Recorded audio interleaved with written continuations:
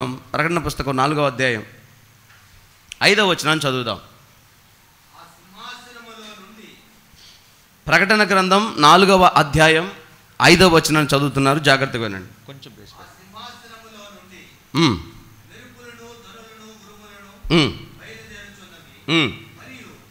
మరియు ఆ సింహాసనము ఎదుట చూడండి, మీరందరూ మీ తలలు పైకెత్తండి. మనం ఎక్కడో లేము, ఒకే అడ్రస్లో ఉన్నాం గత కొద్ది వారాల నుంచి. నేను చెప్పిన మాట వాస్తవం. మన జీవితకాలం అంతా ఈ ప్రకటన గ్రంథమే ధ్యానించుకొని ముగించేసుకోవచ్చు. అంటే ఒక జన్మ సరిపోదు, అన్ని విషయాలు ఉన్నాయి. కానీ విశదీకరించి చెప్తే సంవత్సరాలు అయిపోతాయని వేగంగా చెప్పడానికి ప్రయత్నం చేస్తున్నా. సింహాసనం దగ్గరే ఉన్నాం, సింహాసనం చుట్టే ఉన్నాం, సింహాసనం ఎదుటే ఉన్నాం. సంఘాన్ని దేవుడు ఇక్కడికి ఎక్కిరా అని పిలవగానే పరలోకంలో కనబడిన మొట్టమొదటి ఆశీర్వాదం దేవుడు కూర్చొని ఆసీనుడై ఉన్న సింహాసనం. ఆ సింహాసనము ఎదుట 24 పెద్దలు, ఆ సింహాసనం చుట్టూ సూర్యకాంత పద్మరాగ మరకతం వలె ఉన్న ఇంద్రధనుసు, ఆ సింహాసనమును మోస్తున్న 4 జీవులు, ఆ సింహాసనం ఎదుట 7 దేవుని 7 ఆత్మలు. అంతేనా? సింహాసనము ఎదుట 7 దీపములు ప్రజ్వరిల్లుచున్నవి, అవి దేవుని 7 ఆత్మలు. ఇంక చాలు, మీరు మీ తలలు పైకెత్తండి. అన్న చదువుతాడు, మైక్ తీసుకో. యూట్యూబ్లో కూడా నీ వాయిస్ వినబడుతుంది. మైక్ అడ్రస్ నీ వాయిస్ కోసం కాదులేయా. రైల్లో అనౌన్స్మెంట్ అవుతుంది, ఒకసారి చెప్పు. Ever attention please. అది నీ డ్యూటీ కాదు కదా. సింహాసనం దగ్గరే ఉన్నాం, సింహాసనం చుట్టే ఉన్నాం.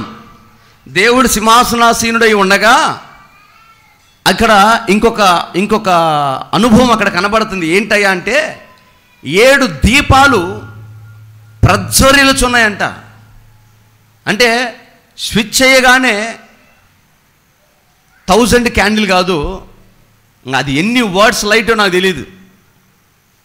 అంత ప్రకాశమానమైన మహిమతో 7 దీపాలు వెలుగుతున్నాయి. ఆ వెలుగుతున్న 7 దీపాలు దేవుని 7 ఆత్మలు అన్నాడు. అంటే 7 దీపాలు ఈజ్ ఈక్వల్ టు 7 ఆత్మలు.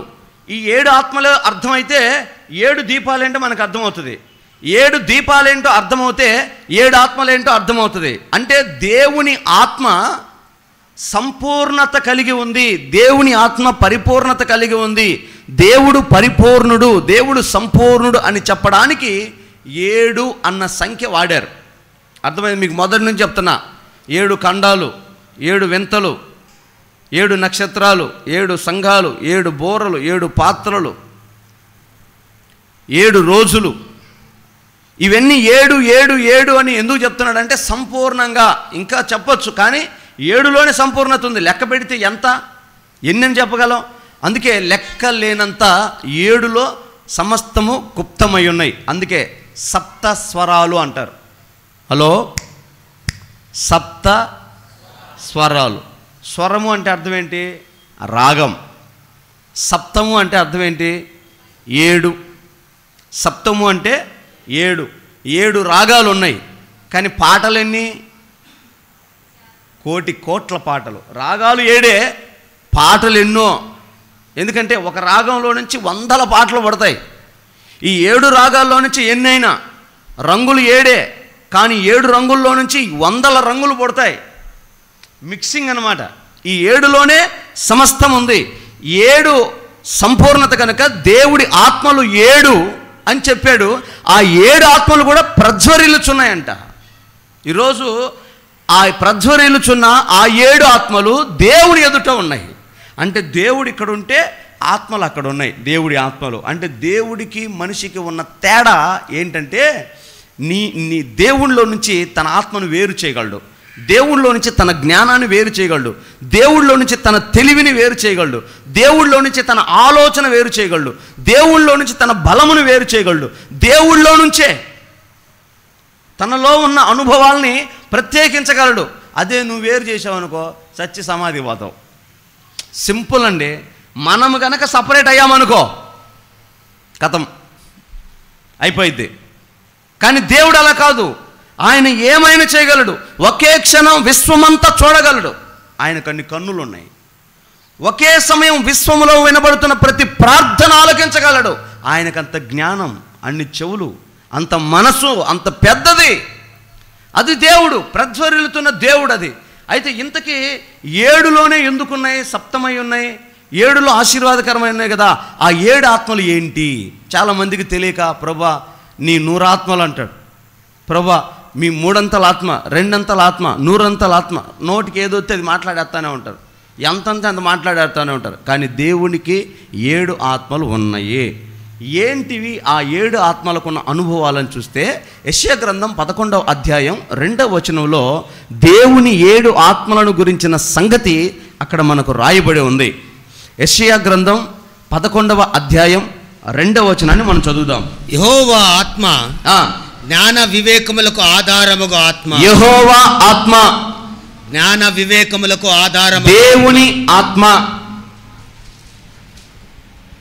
సింహాసనం మీద ఉన్న, పరలోకంలో ఉన్న, ఆయన ఎదుట ప్రజ్వరిల్లుచున్న 7 ఆత్మలకున్న ఆ 7 అనుభవాలు, 7 పేర్లు, 7 ఆత్మలు ఇక్కడే ప్రస్తావించబడ్డాయి. ఏంటయ్యా అంటే యెహోవా ఆత్మ, జ్ఞానాత్మ, వివేకాత్మ, ఆధారముగా ఆలోచన బలములకు ఆలోచనాత్మ, బలపరిచే ఆత్మ, తెలివిని యెహోవా ఎడల భయభక్తి, తెలివి గల ఆత్మ, యెహోవా యందు భయము కలిగించే ఆత్మ, భక్తిని పుట్టించే ఆత్మ. మొత్తం ఎన్ని? 7 ఆత్మలు. నేను వరుసగా చెప్తాను చూడండి. జ్ఞానము అనే ఆత్మ, వివేచన అనే ఆత్మ, ఆలోచన అనే ఆత్మ, బలము అనే ఆత్మ, తెలివి అనే ఆత్మ, భయము అనే ఆత్మ, భక్తి అనే ఆత్మ. ఈ 7 అనుభవాలు మిళితమైన దేవుని ఆత్మ 7 ఆత్మలై ప్రజ్వరిల్లుచుందంట. ఈ 7 ఆత్మలే 7 సంఘాలు. చప్పట్లు కొట్టకూడదా?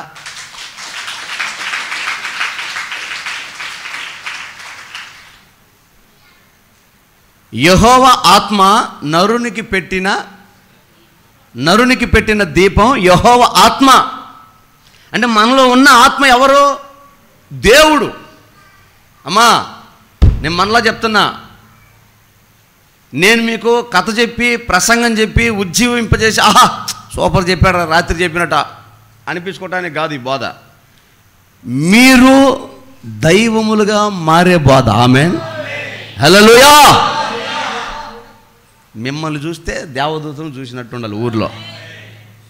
అలా మారాలని నా తపన, దేవుడి కోరిక. ఎట్టకేలకు నేనైతే శిల్పినై చెక్కుతున్నా. తట్టుకొని నిలబడితే సొగసైన శిల్పం అవుతారు. తట్టుకోపోతే ముక్కు మూతి వంకరపోతాం చెప్పేవాళ్ళే. అంతేగా కొంతమందికి ఎక్కడైనా తగులుకుందనుకో. రాత్రి ఒక అద్భుతం జరిగిందండోయ్. బయటకు వచ్చి అవుతా.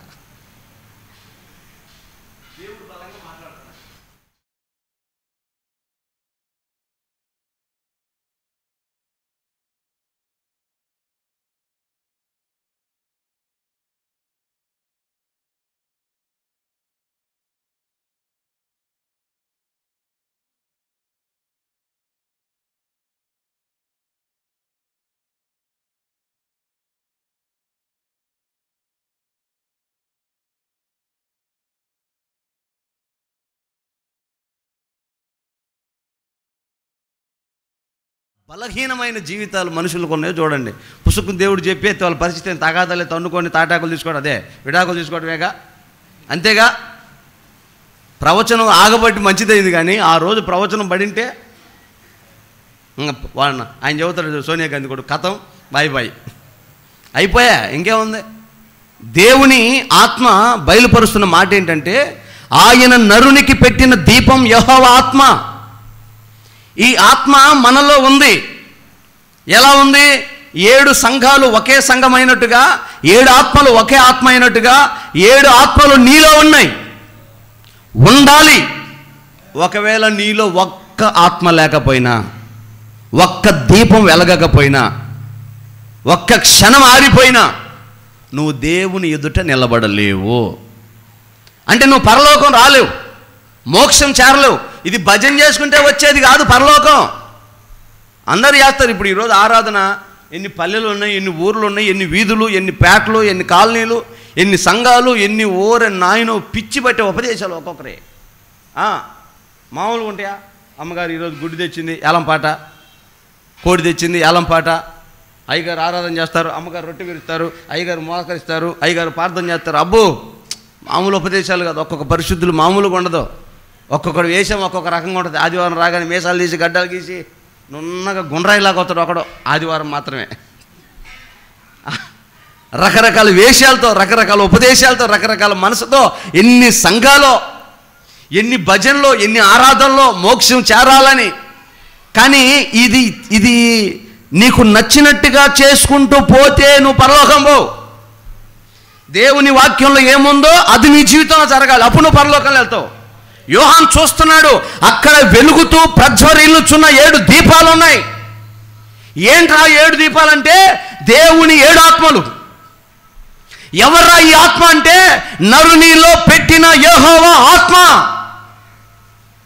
నీలో మండుతున్న ఆత్మ, నీలో ప్రజ్వరిల్లుచున్న ఆ ఆత్మ దేవుని దీపం.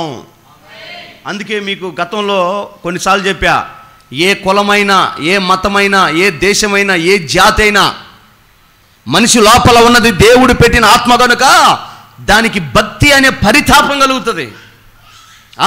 హలో, నేను దేవుని నమ్మను అని చెప్పే నాస్తికుడు కూడా దేవుని నమ్మినట్టే. నమ్మను అంటానికి ఒక నమ్మకం కావాలి. అర్థమైంది మీకు? అమ్మ అర్థమైందా? పాస్టర్ గారు మంచోడు కాదు, ఆధారం కావాలి.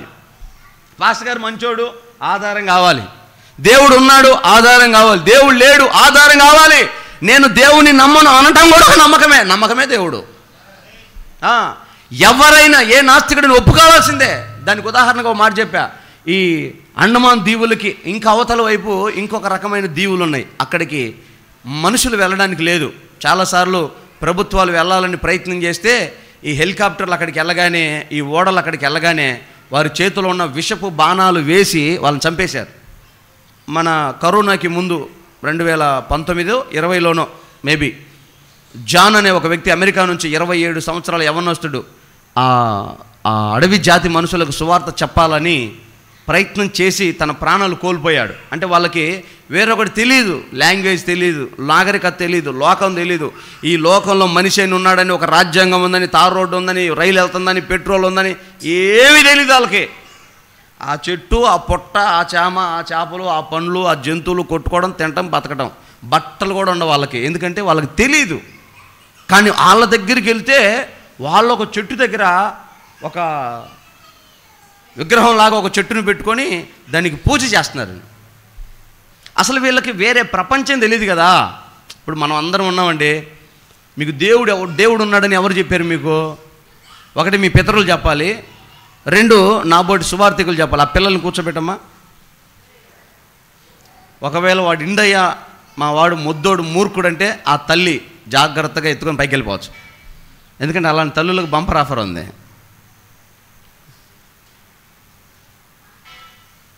మీకు దేవుడు ఉన్నాడని, దేవుడు ఫలానా అని ఎవరు చెప్పారు? మీ తల్లిదండ్రులు చెప్పారు, మీ తాతలు చెప్పారు, మీ ముత్తాతలు చెప్పారు, లేదా నాబోటి సువార్థికులు, నాబోటి ఎవరో దేవుని బిడ్డలు ఎవరో చెప్పారు, తెలుసుకొని వచ్చారు. మరి వాళ్ళకి ఎవరో ఒకరు చెప్పాలి కదా. అసలు ఆ ప్రాంతానికి వెళ్ళిన నరుడే లేడే, అక్కడికి వెళ్ళిన మనిషే లేడే. మరి ఎట్లా తెలిసిందంటే యెహోవా పెట్టిన దీపం లోపలుంది, దానికి తపనంట, ఎలాగైనా పరమాత్మను చేరుకోవాలి.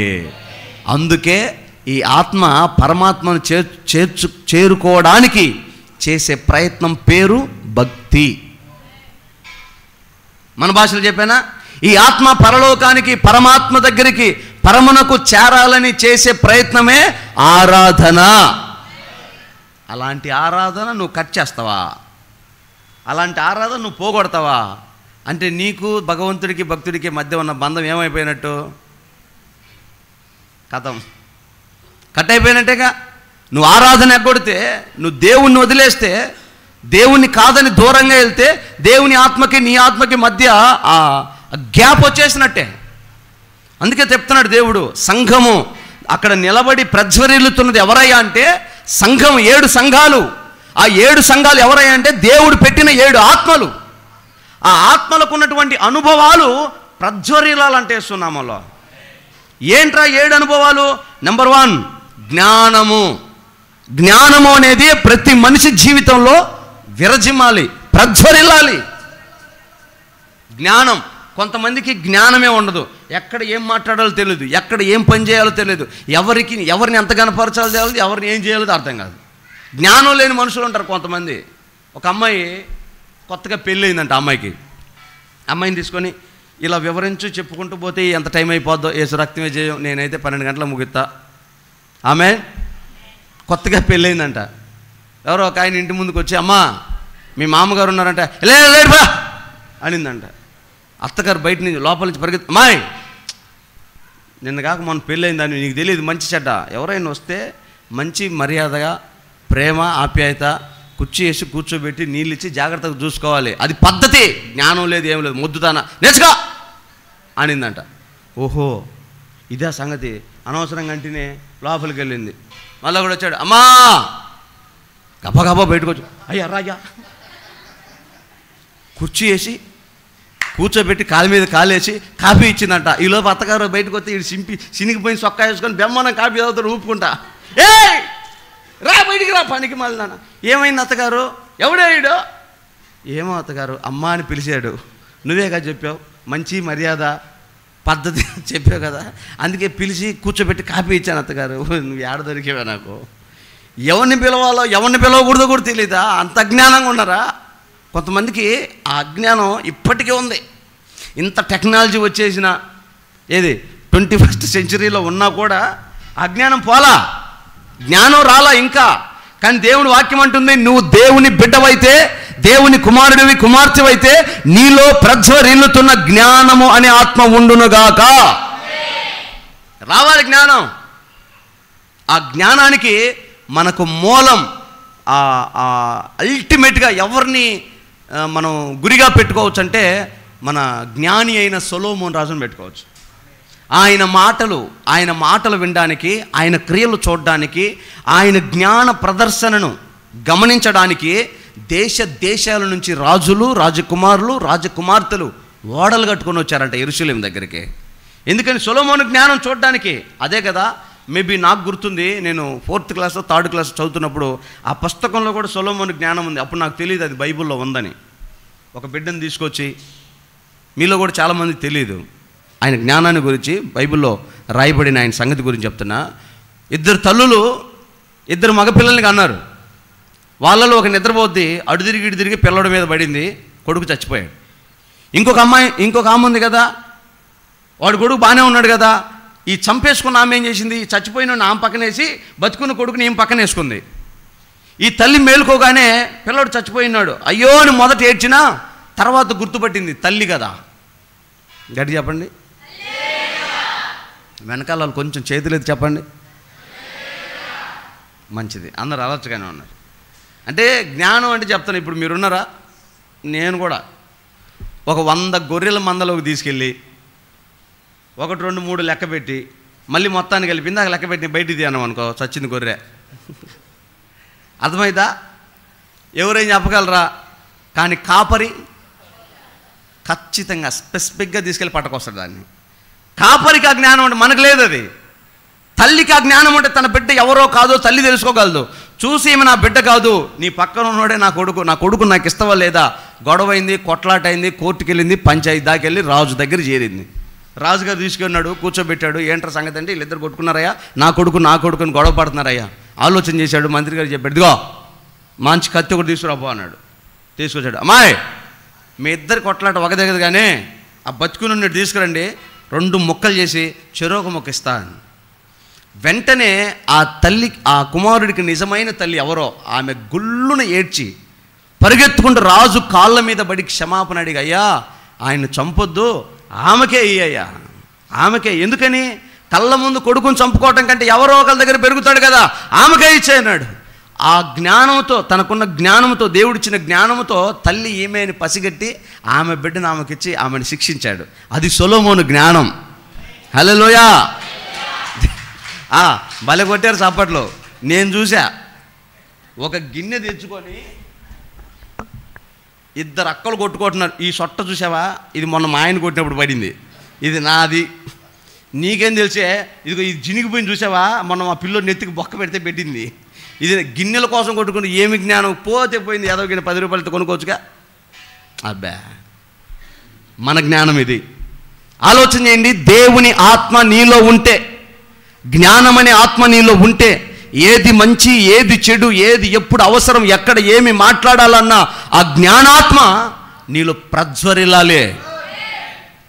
10 మందిలో ఉన్నప్పుడు ఎలా మాట్లాడాలి, బంధువుల మధ్యలో ఉన్నప్పుడు ఏం మాట్లాడాలి, భర్తతో మాట్లాడేటప్పుడు ఎలా మాట్లాడాలి, బయట వ్యక్తులతో మాట్లాడేటప్పుడు ఎలా మాట్లాడాలి, పెద్దలతో మాట్లాడేటప్పుడు ఎలా మాట్లాడాలి, జ్ఞానం ఉండొద్దు.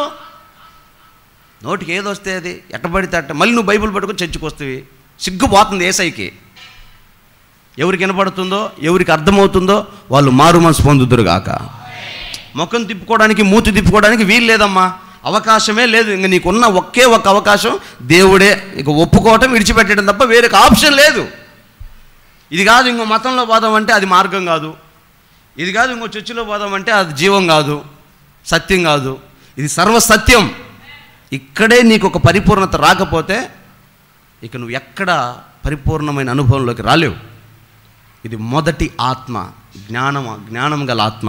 సొలొమోను రాజుల మొదటి గ్రంథం 3వ అధ్యాయం 28వ వచనంలో మీరు చదివితే టక టక టక చదవండి. బైబుల్ తీసి, బైబుల్ చదివే వాళ్ళు యమ స్పీడ్గా ఉండాలి. భీమవరంలో అండి రెఫరెన్స్ చెప్పకముందే నాకు ఇస్తున్నారు. నేను వీళ్ళు ప్రసంగం ముందే చెప్పేటట్టున్నారు అనుకోండి. నేను నీ దాసినైన నేను నిద్రించుచుండగా వచ్చి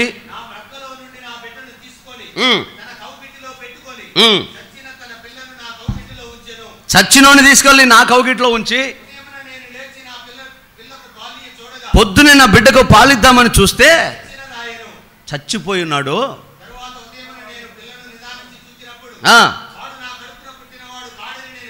తెలుసుకొని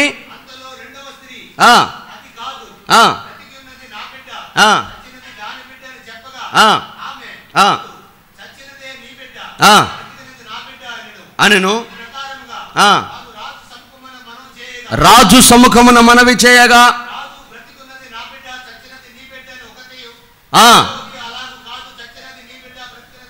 చచ్చినోడే నా కొడుకు, బతికినోడు కాదని ఒకరికొకరు మాట్లాడుకొని చూడగా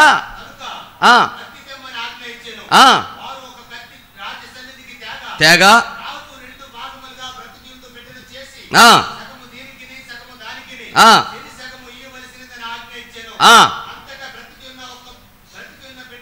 బ్రతికిన బిడ్డ యొక్క తల్లి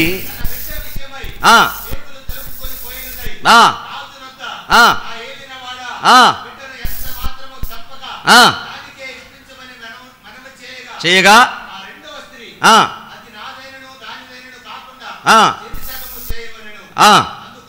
అందుకు రాజు బ్రతికి ఉన్న బిడ్డను చంపక హల్లెలూయా, హల్లెలూయా. కడుపు తరుక్కుపోయిన తన ముఖములో కలిగిన వేదన రాజు గుర్తుపట్టాడు. అది జ్ఞానం. ఈ ఆత్మ మనందరిలో ఉండును గాక. ఎందుకంటే రేపు పొద్దున ఈ ఆత్మ లేకుండా నువ్వు అక్కడ నిలబడలేవు.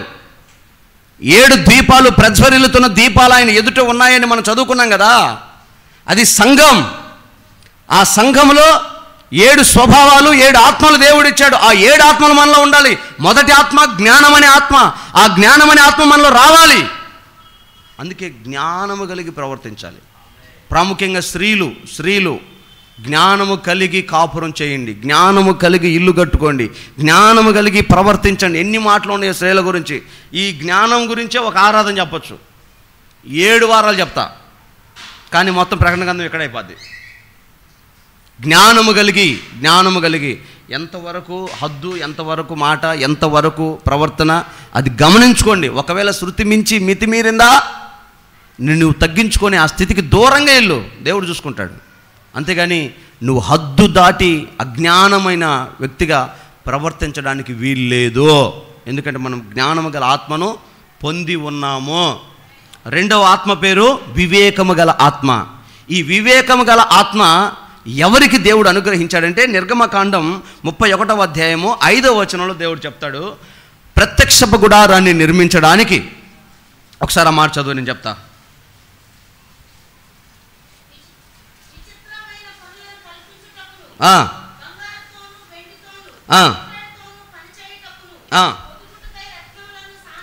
బంగారము, ఇనుము, ఇత్తడితో పని చేయటానికి, పొదగటానికి, సానబెట్టడానికి, సమస్త విధమైన పనులను చేయుటకు, జ్ఞాన వివేకములను, సమస్తమైన పనులు నేర్పరిగా వాడికి కలిగేటట్లు దేవుని ఆత్మ చేత వారిని నింపాడు. వారి పేరే బెసలేలు.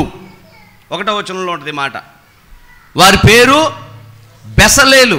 వీళ్ళకి ఏమి ఇచ్చాడయ్యా దేవుడు అంటే వివేచనాత్మ, వివేకం. అంటే ఏ పని ఎలా చేయాలి, ఎలా చేస్తే దేవుడు మెచ్చుతాడు అనే వివేకపు ఆత్మ దేవుడు ఇచ్చాడు.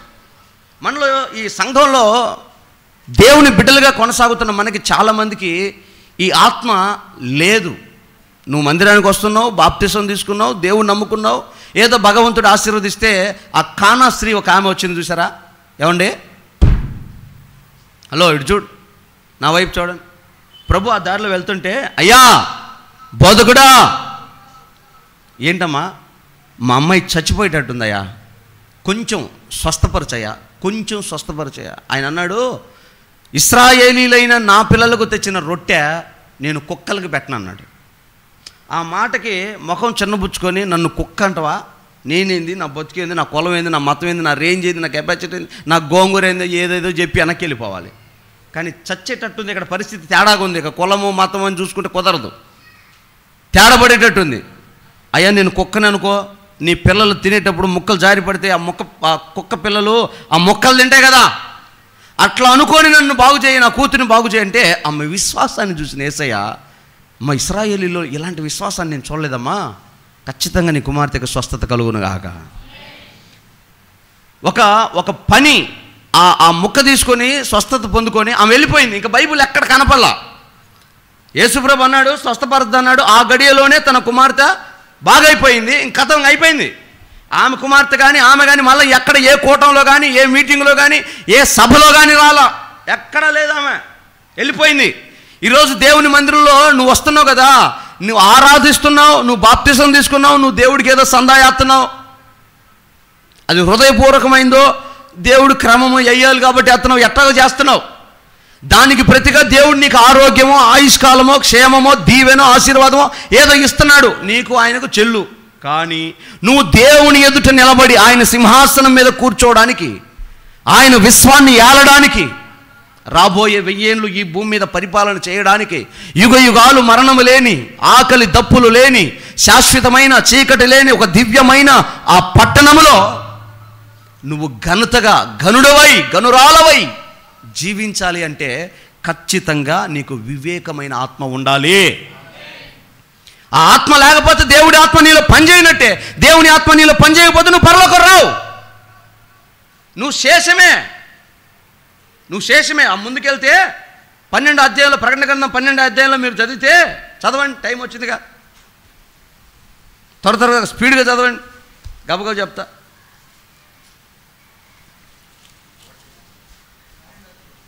12వ అధ్యాయము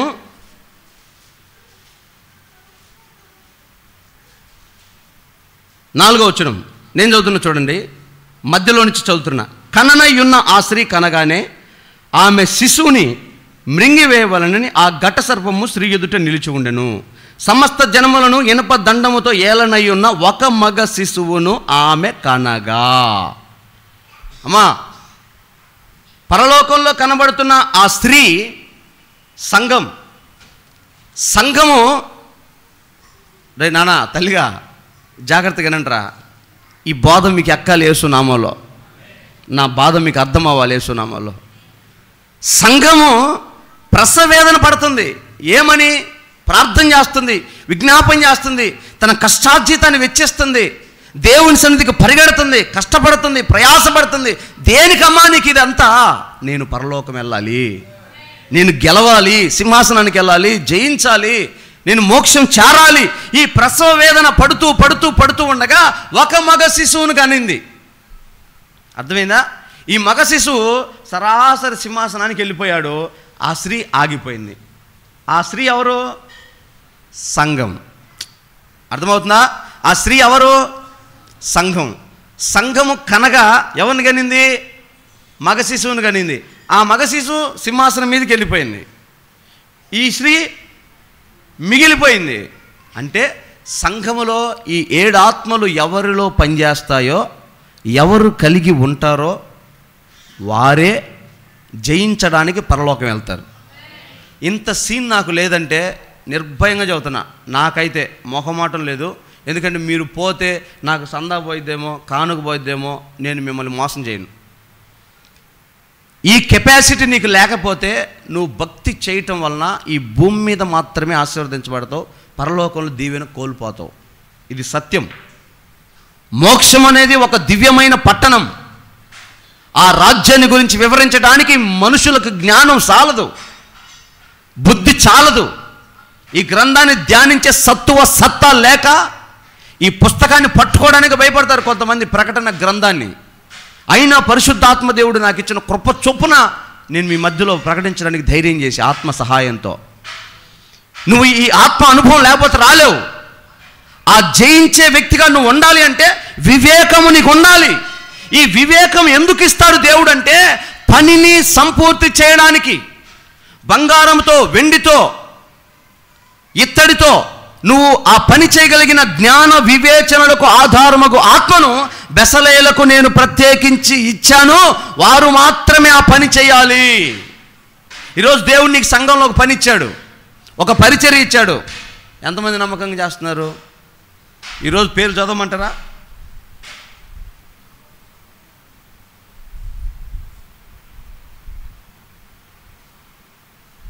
జూన్ నెల పరిచారకులు 15 మంది ఉన్నారు.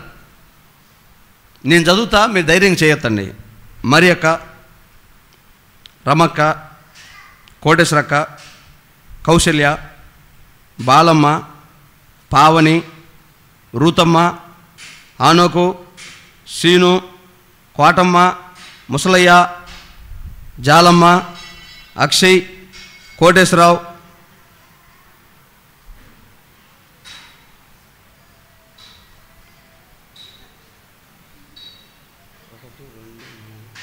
ఒకటి రెండు మూడు నాలుగు 5 6 7,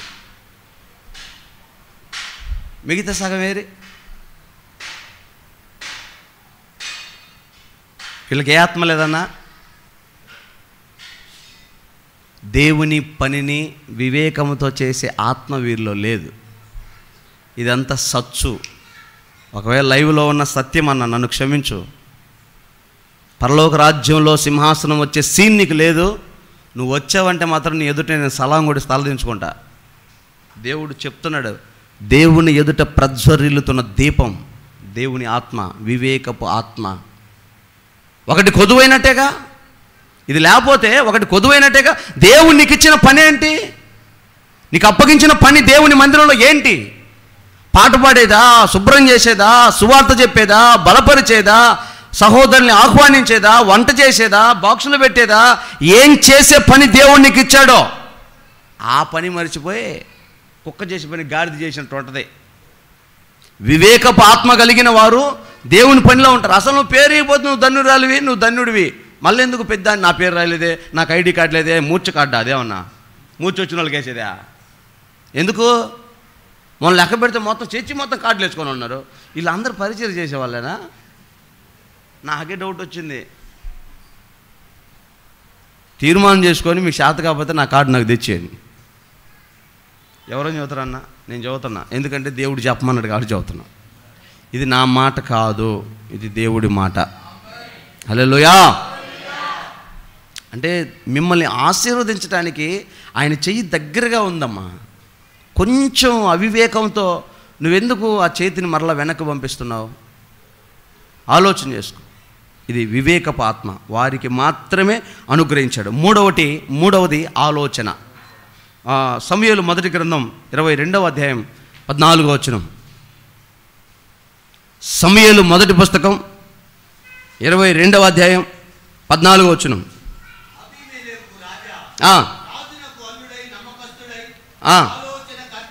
రాజుకి నమ్మకస్తుడైన అల్లుడైన వాడు ఆలోచనకర్త అయి ఉన్నాడు. ఎవరు? దావీదు. సౌలుకు అల్లుడు, రాజుకు దగ్గరవాడు, రాజుకు ఆలోచన చెప్పేవాడు. చాలా ప్రాముఖ్యమైన పోస్ట్ అది. ఆలోచనకర్తలు అనేకలు ఉండుట ఆశీర్వాదకరమని జ్ఞాని అయిన సొలొమోను చెప్పాడు. ఈ ఆలోచనకర్తల వల్లే ప్రభుత్వాలు కూలిపోతాయి. పోయిన ప్రభుత్వాలు అట్టే పోయినాయి అనుకుంటున్నాను నేను. ఈ ఆలోచనకర్తలే చాలా ప్రాముఖ్యం. తెక్క ఆలోచనలన్నీ చెప్పారనుకో రాజుగారికి, రాజుగారు తెక్క నిర్ణయాలు తీసుకుంటాడు. ఇంకా ప్రజలు ఏం చేస్తారు? ఓట్లేస్తారా? గెలిపిస్తారా? ఈ ఆలోచనకర్తలు చాలా ప్రాముఖ్యం. ఈ ఆలోచన గల ఆత్మ సంఘంలో ప్రతి వారికి ఉండాలేస్తున్నామలో. మీ ప్రతి ఆలోచన దైవజనుడికి దేదీప్యమానమైన ఉజ్జీవంగా ఉండాల. అంతేగా మీ ఆలోచన అన్నా దానికేందన్న ఈ మధ్య పెత్తనం ఎత్తనం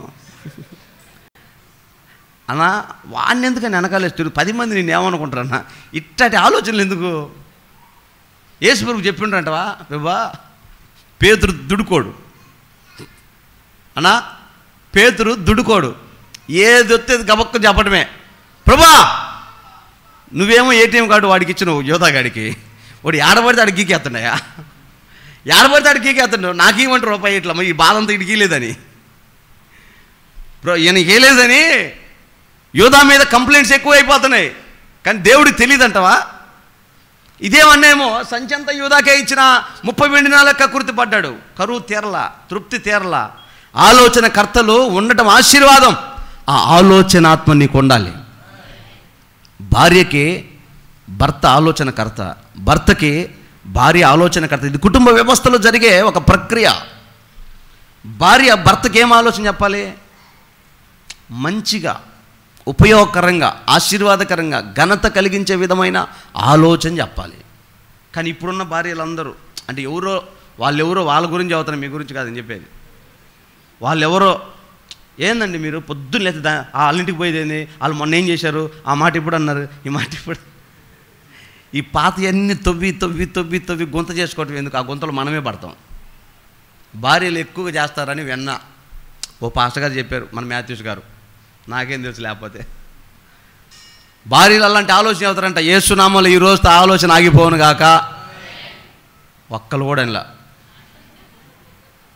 గట్టి చెప్పండి ఆమేన్. మీ ఆలోచన అంతా నీ భర్తకు ఘనత కలిగేటట్లుగా, నీ కుటుంబానికి ఆశీర్వాదం కలిగేటట్లుగా ఉండును గాక. అహజుకి యెజెబెలు ఆలోచన చెప్తాను, నువ్వు పండుకో, వాడిని చంపుతా, నీకెందుకు, వాడి పొలం నీకు ఎట్లా చూస్తా. నరహత్య పాపం కదా, ధర్మశాస్త్రం లేదా, అది చేయకూడదు కదా. సరే భర్త ఏదో పనికి మాలోడి మంచం ఎక్కి ఏడుస్తా కూర్చున్నాడు, నీకు ఆ పొలం కాకపోతే ఇంకా లేదంటారా రాజ్యంలో, ఎన్ని ఎకరాలు కావాలి తీసుకో, లేకపోతే మంచో మర్యాద మాట్లాడుకుందాంలే, మంచిగా సర్ది చెప్పాల్సింది పోయి నిన్ను ఏడిపించాడు. ఆడు బతకడు, సాయంకాలానికి చచ్చిపోతాడు అంతే. ఏం ఆలోచన ఇది? దయ్యం ఆలోచన కదా. ఆలోచన చెప్తాడు, దావీదా నాయనా నువ్వు అని ముక్కలుగా నరుగుతా. ఓరే నాయన నువ్వు భలే ఓడి దొరికినవే. దావీదు అంటాడు, నువ్వు ఆగురా స్వామి, నీ ఆలోచన ప్రకారం నేను నడితే అసలు దేవుడు నాతో మాట్లాడటమే మానేస్తాడు. దేవుడే వాడికి ఆ మనసు ఇచ్చిండేమో. అన్నీ తిట్టని, గొనగని, సాడీలు చెప్పని ఆలోచన ఆశీర్వాదకరంగా ఉండాలి. సౌలుకి దావీదు ఉన్నంత కాలం ఆలోచనకర్తగా ప్రతి స్థలములో జయమే. దావీదు ఎప్పుడైతే సౌలునకు దూరం అయ్యాడో ప్రతి చోట ఓడిపోయాడు సౌలు. అందుకే ఆలోచన కలిగించే ఆత్మ మనం కలిగి ఉందుముగాక. ఆలోచన లేకుండా, పాలోచన లేకుండా మనం ఎట్లా పడితే అట్లా బ్రతకడానికి లేదు. క్రైస్తవ్యంలో ఉన్నాం. ఏ చోటుకి వెళ్ళేటప్పుడు ఏ బట్టలు కట్టుకోవాలి, ఏ స్థలంలో ఉన్నప్పుడు ఏ మాటలు మాట్లాడాలి. అంతేగాని ప్రతిదానికి ఒక ముడి ఒకటి వేసి ఇక లేస్తే ఇంకా భక్తి అనే ఒక ముసుగేసి ఎక్కడ పడితే అక్కడ, ఎట్ట పడితే అట్ట, ఒకరికేమో అతివృష్టి, ఒకరికేమో అనావృష్టి. ఇంకా ఏమి ఆడికి పోయినా, చుట్టాలింటికి పోయినా, బంధువులింటికి పోయినా, తల్లిగారింటికి పోయినా, అత్తగారింటికి పోయినా, మేము ప్రభు నమ్ముకున్నాము, మేము బాప్తిసం తీసుకున్నాము, మేము ముట్టుకోము, మేము పట్టుకోము, మేము కూర్చోము, మేము నిలబడము. పిచ్చి పిచ్చి చేష్టాలని చేస్తారు కొంతమంది. మొన్న కూర్చోరా అంటే అబ్బే మీ మంచాల మీద మేము కూర్చోమంట. మరి ఇంకేం మంచాల మీద కూర్చుంటారో? ఏంది ఈ ఆలోచన? ఎవరు చెప్పారు నీకు ఈ ఆలోచన? దయ్యమే చెప్పేటది ఇది. ఇలాంటివి కాదు. మీ ఇంట్లో మేము తినము, మీరున్న చోట మేము ఉండము. నేనంట అపవాది ఉన్న స్థలంలోకి వెళ్ళి నువ్వు అక్కడ అద్భుతం చేయాలా, మార్పు తేవాలా. నువ్వు వాళ్ళ దాంట్లో ఏళ్ళు పెట్టొద్దు, కానీ వారి దగ్గరికి వెళ్ళు, చావుకెళ్ళు, దినానికి వెళ్ళు, పెళ్ళికి వెళ్ళు, పేరంటానికి వెళ్ళు, నువ్వేళ్ళు పెట్టమాక. వాళ్ళు పసుపు పోతున్నాడు, కాక నువ్వు జరుగు, నేను కూడా ఒక రొబ్బొత్తా. నిన్నెవడు పోయమన్నాడు?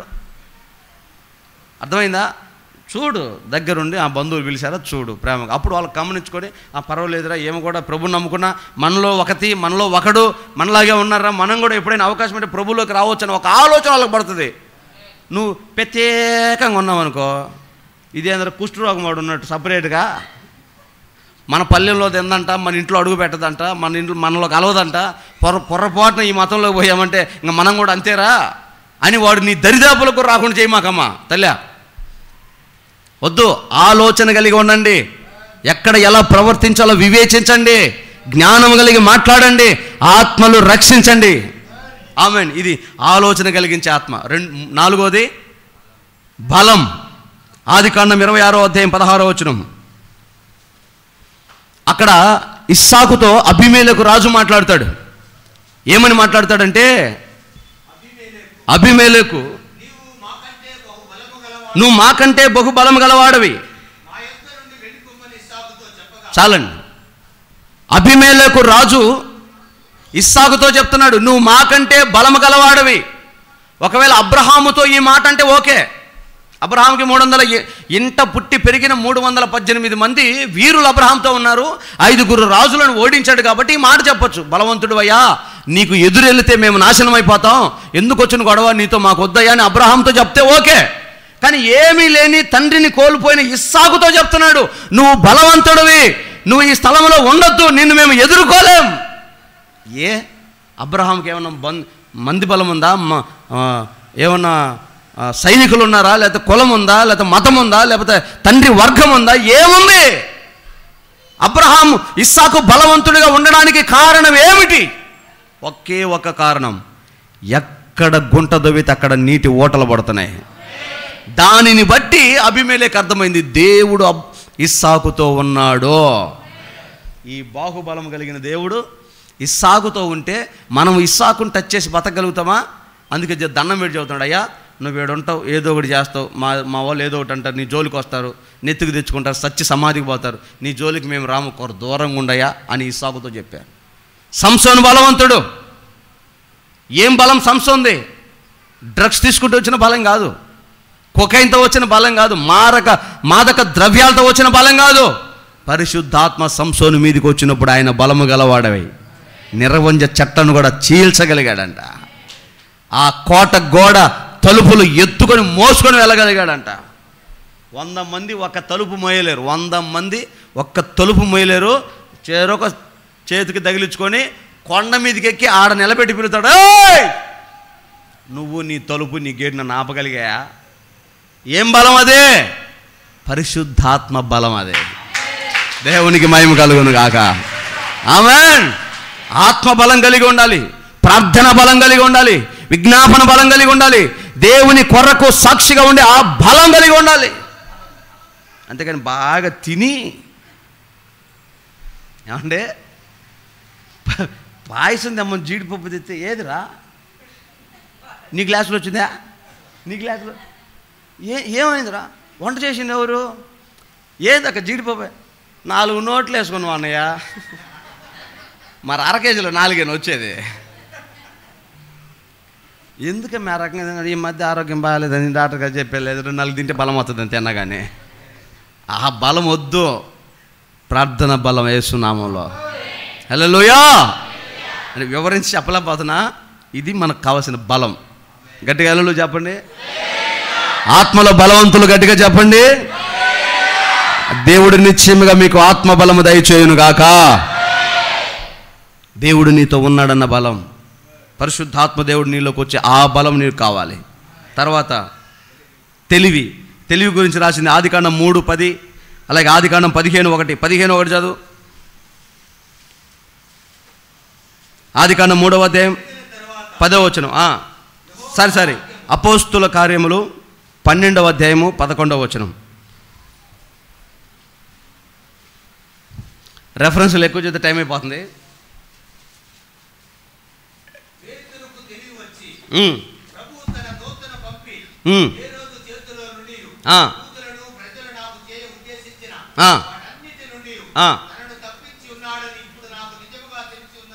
చాలు.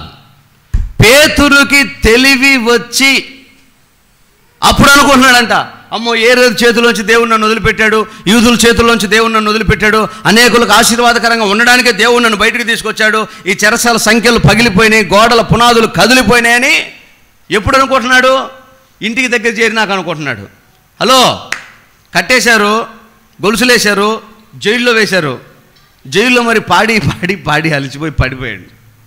అలసిపోయి పడిపోతే దేవదూత ఒకడు వచ్చి, పేతురు అన్నో, పేతురన్నా లేయ్ అనగా లేచాడు. రా అన్నాడు.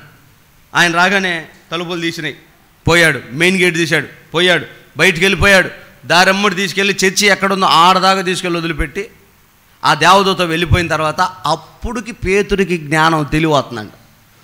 ఒరే నేను జైల్లో ఉండాల్సిన బయటకు వచ్చానే, ఏ రోజు బంధించాడు ఆ చేతిలోంచి విడిపించబడ్డానే, ఈదులు నేరారోపణ చేశారు అందులోంచి బయటపడ్డానే, ఎలా జరిగిందయ్యా ఇది? దేవుడు సంఘక్షేమం కోసం నన్ను బయటికి తీసుకొచ్చాడని అప్పుడు తెలివి వచ్చిందంట. ఇది తెలివి గల ఆత్మ. ఆమె ఇంకా మీకు అర్థమైతే చెప్పమంటావా? అబ్బాయ్, ఓ బాయ్, మందిరానికి రారా, దేవుని సేవలో ఉండు, చదివేదో, చేసే ప్రయత్నం ఏదో, చేసే పని ఏదో దేవుడు ఆశీర్వదిస్తాడు. వీటన్నిటికంటే ముఖ్యంగా పరలోకం వస్తుంది, రారా. వస్తాలన్నా, మ్యాచ్ అయిపోయాక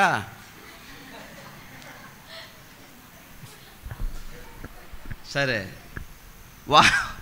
వాడెవడు రొడ్డ చేత్తో బాలేసేవాడు ఒకడు వచ్చాడంట. వాడు వికెట్కి వేయరా అంటే అసలు వికెట్కి వేసాడు. ఈ కాలు తుంటి నరం పగిలి ఈ కాలు స్వచ్ఛపడిపోయింది. అప్పుడు అతను కర్ర వేసుకొని అప్పుడు అతను మందిరానికి, ఏమైందిరా? తెలివి వచ్చిందన్న. ఏమైంది? తెలివి వచ్చిందన్న. ఏం తెలివి వచ్చింది? దేవుణ్ణి దాటి మనం ఏమీ చేయలేము, దేవుడు కాకుండా మనం బతకలేము. నాకు అర్థమైందన్న. ఇప్పుడు వచ్చిందని నీకు తెలివే. కాళ్ళు ఎరకముందే, చేతులు ఎరకముందే, పళ్ళు రాలకముందే, ముఖం పగలకముందే తెలివి రావాలా? యేసు రక్తమే జయం. హల్లెలూయా. ఒళ్ళు కాలకముందే, చేతులు కాలకముందే పప్పు ఎట్ట చేయాలో, కూర ఎట్ట చేయాలో, చేపలు పులుసు ఎట్ట పెట్టాలో తెలుసుకోండి. దేవుని పెట్టలరా. తెలివితేటలు, తెలివిగల ఆత్మ. నెబుకద్నెజర్ దగ్గరికి వెళ్ళాడు దానియేలుతో అంటాడు, ఈ కళకు భావం చెప్పగల దేవుని ఆత్మ, తెలివిగల ఆత్మ వంటి నీ వంటి వాడు ఈ దేశంలో వేరొకడు లేడు, నీవే తెలివిగలవాడు, కాబట్టి ఈ దేశానికి ప్రధానిగా నువ్వు ఎందుకనయ్యా ఇంత జ్ఞానము, ఇంత తెలివి నీకుంది, ఇంకెవడికి లేదు. నువ్వు తెలివికల్లాడు కనుక నువ్వే పాలన చేయి. స్త్రీ అయితే ఏంటి, పురుషుడైతే ఏంటి, చిన్నోడైతే ఏంటి, పెద్దోడైతే ఏంటి, తెలివిగా ప్రవర్తించేవాడు ముందుంటే వెనకున్న సైన్యానికి ఆశీర్వాదం. అజ్ఞానికి, అక్రమం చేసేవాడికి, అన్యాయం చేసేవాడికి ఉపయోగం ఏముందండి? అందుకే తెలివి కలిగిన ఆత్మ మనలో ఉండునుగాక. 5వ ఆత్మ భయం, భయపడే ఆత్మ. ఇది దేనికి భయపడాలి? ఇప్పుడు ఆదికాండం 3:10 అంటాడు, ఆదామా ఎక్కడున్నావు ఆదామా? అందుకు అతడు, నేను తోటలో నీ స్వరము విన్నప్పుడు దిగంబరిగా ఉన్నాను గనుక భయపడ్డాను. ఎందుకు భయపడ్డాడు ఆదాము? దిగంబరుడై ఉన్నాడని దేవుడి స్వరాన్ని విని భయపడ్డాడు. అంటే దేవుడి మాట ఆదామును భయపెట్టింది. అబ్రహాముతో మాట్లాడతాడు, అబ్రహామా, ఇది మొదలుకొని నిన్ను ఒక ప్రత్యేకమైన శైలిలో నిన్ను ఆశీర్వదిస్తానని యెహోవా వాక్కు అబ్రహాముకు ప్రత్యక్షం అవ్వగా అబ్రహాం భయపడ్డాడు. వెంటనే దేవుడు అంటాడు, అబ్రహామా భయపడకు, అబ్రహామా భయపడకు. హలో, దేవునికి భయపడటం వేరు, దేవుని వాక్యానికి భయపడటం వేరు. మీకు అర్థమవుతుందా? కొంతమంది దేవుడికి భయపడతారు, వాక్యానికి భయపడరు. దేవుని భయపడ్డాడు ఏం చేస్తాడంటే ఏదైనా మంచి అయినా చెడైనా పాస్టర్ గారిని పిలిపించుకొని ప్రార్థన చేసుకొని సందా ఇచ్చి సల్లారుతాడు. అమ్మయ్య నువ్వు పోయింది, నా దోషం లేదు, కీడు రాదు, ఏ ఇబ్బంది లేదని దేవుడికి భయపడతారు వాళ్ళు. దేవుడి మీద భయం ఉంటుంది. నరకానికి పోతామేమో, దేవుడు కొడతాడేమో, కాళ్ళెర కొడతాడేమో, మెడకాయ వేసి కొడతాడేమో, దేవుడు భయం ఉంటుంది. కానీ కొంతమంది వాక్యానికి భయపడరు. ఇంత వాక్యం చెప్తున్నామా, మళ్ళా రేపు ఆదివారం ఆలస్యంగా వస్తారు. ఇంత వాక్యం చదువుతున్నామా, దేవుని సన్నిధిలో చప్పట్లు కొట్టరు. ఇంత వాక్యం చదువుతున్నామా, దేవుని ఆరాధన చేయరు. ఇంత వాక్యం చదువుతున్నామా, లోబడరు, విధేయత చూపరు, భయం ఉండదు. ఈ భయపడే ఆత్మ నీకు వచ్చునుగాక. నువ్వు భయపడకపోతే, ఈ ఆత్మ నీలో ప్రజ్వరిల్లకపోతే నిత్యం అది అట్టుండాలి తెలుసా? దివిటిలో పోసిన నూనె ఆ ఒత్తి ఎలాగైతే వెలుగుతూ ఉంటుందో అలాగా భయము అనే ఆత్మ నీలో రగులుకోవాలేస్తున్నామలో నిత్యము మండాలి. అది వాక్యం వినేటప్పుడు కాదు, దైవజనుడు ఉన్నప్పుడు కాదు, ఎవరు లేనప్పుడు, ఒంటరిగా ఉన్నప్పుడు, నలుగురి మధ్యలో నేను ఉన్నట్టుగానే ఉన్నాను అనుకొని, 4 గోడల మధ్యలో ఎవరు లేని స్థితిలో ఒంటరిగా ఉన్నప్పుడు కూడా ఈ భయం కలిగించే ఆత్మ నీలో ఉంటే నువ్వు దేవుని ఎదుట ధైర్యంగా నిలబడగలుగుతావు.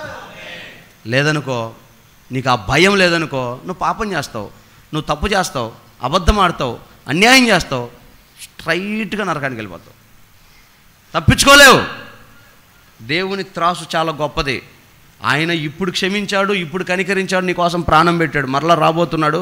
ఈసారి క్షమాపణ లేదు, శిక్షే. నీ ఇష్టం. నీకు పార్టీ కావాలో, రాజకీయం కావాలో, లోకం కావాలో, సినిమాలు కావాలో, శరీర కోరికలు కావాలో, లోక ఆశలు కావాలో, ఎంజాయ్. పట్టుమని 10 రోజులే, 4 ముడతలు వచ్చాయంటే తుఫాను వచ్చి పక్కకు పోతాడు. శాశ్వతమా? శాశ్వతమా ఈ దేహం,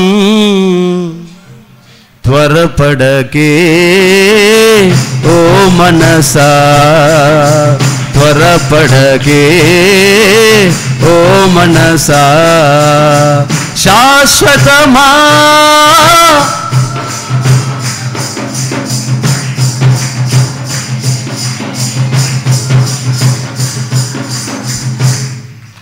చివరి మాట భక్తి. ఈ భక్తి గురించి నిర్గమకాండం 18వ అధ్యాయం 21వ వచనం, రాజుల మొదటి గ్రంథం 4వ అధ్యాయం.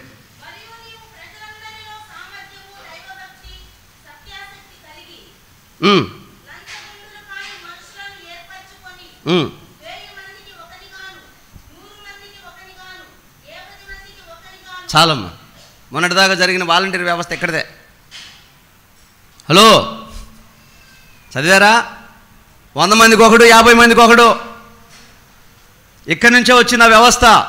ఎవరయ్య వాళ్ళు? లంచగొండులు కాని భక్తి గలవారు కావాలి. ఉల్లిపాయ తొక్కలు తెచ్చుకొని, ఉల్లిపాయలు తెచ్చుకొని ఏది దొరుకుతుంది, ఒక్కొక్కడు గుండు పిన్నిసి కూడా పోనేడు, తుప్పు పట్టి ఉంటుంది ఆ పిన్నిసి పక్కింట్లో, దాన్ని కూడా తీసి చల్లగా జోబులు వేసుకుంటాడు అటు ఇటు తిరిగి. అది సొక్క కూడా గుచ్చుకోదు.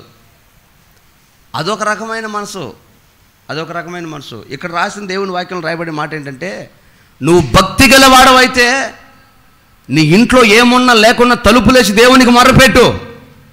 ఏలియాను పోషించిన దేవుడు నన్ను పోషించమని. నువ్వు భక్తి గలవాడవైతే పక్కింటికి వెళ్ళకూడదు, పక్కింటి వైపు తొంగి చూడకూడదు. ఉంటే నువ్వు తిను, లేకపోతే పస్తుండు. అది కూడా నీకు లేకపోతే ఉన్న ఒకే ఒక దిక్కు దైవజనుడు, అంతే. పక్కింటికి నువ్వు వెళ్ళకూడదు. వెళ్ళావా, నీలో భక్తి బలహీనమో భక్తిహీనమే. అమ్మ, చాలా రోషంగా చెప్తున్నాడు దేవుడి మాట. నీవు పొరుగింటి వైపు చూసావా, పొరుగింటి వాని వైపు చూసావా, పొరుగింటి కుటుంబం వైపు తొంగి చూసావా, నువ్వు భక్తిహీనురాలువి, భక్తిహీనుడు అయిపోతావు. నీకు ఏ అవసరమైన దేవుని వైపు చూడాలి, అది భక్తి పరుల లక్షణం. అది అందుకే చెబుతా, లంచగొండులు కాని భక్తి పరులను. లంచగొండు అంటే ఎవరో తెలుసా? నీది కాని దాన్ని ఆశించి తెచ్చుకోవటమే లంచగొండితనం.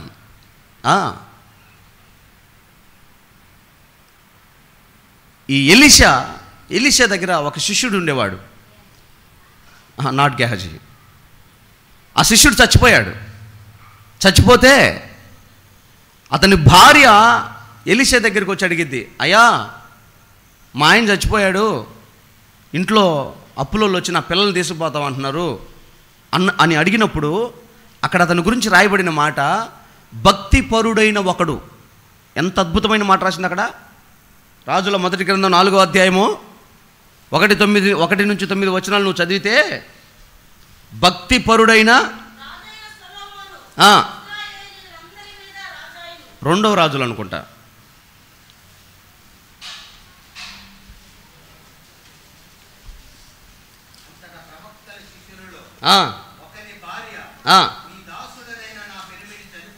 నీ దాసుడైన నా పెనిమిటి చనిపోయెను,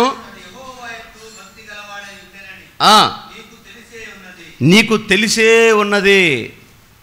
యెహోవా యందు భక్తి గలవాడని నీకు తెలుసు. నా భర్త లంచగొండి కాదు, నా యజమానుడు లోక సంబంధమైన వాటి వైపు చూసేవాడు కాదు. ఆ విషయం నీకు తెలుసు, ఎందుకంటే నువ్వు కూడా భక్తిపరుడువే. మన ఇంటికి వచ్చుచూ పోవచ్చున్న దైవజనుడు భక్తి కలిగిన దైవజనుడు, పొరుగువాడిది ఆశించడు.